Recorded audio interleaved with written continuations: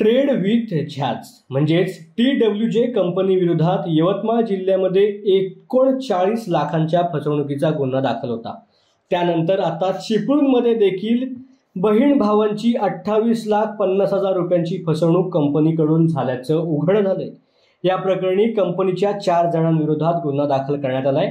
समीर नार्वेकर, नेहा नार्वेकर, संकेश घाग, सिद्धेश कदम अशी गुन्हा दाखल झालेल्यांची नावे आहेत। या प्रकरणी प्रतीक माटे याने चिपळूण पोलीस ठाण्यात तक्रार दाखल केली। फसवणुकीची घटना जानेवारी 2023 पासून आजपर्यंत घडले। TWJ कंपनीचे कार्यालय चिपळूण शहरामधील इंटक भवन या ठिकाणी आहे। तिथूनच कंपनीचा कारभार चालतो। मिळालेल्या माहितीनुसार आरोपी समीर नार्वेकर, त्याची पत्नी नेहा नार्वेकर यांनी त्यांची कंपनी TWJ असोसिएशनचे प्रतिनिधी म्हणून काम केले।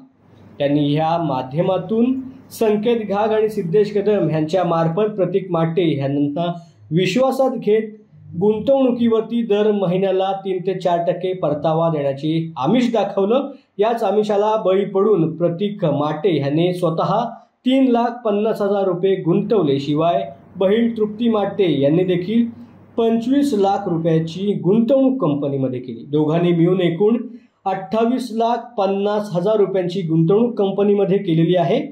जानेवारी 2023 पासून आजपर्यंत ही गुंतवणूक करण्यात आली। मात्र 2025 म्हणजेच मे 2025 नंतर कंपनीने त्यांना कोणताही परतावा दिला नाही।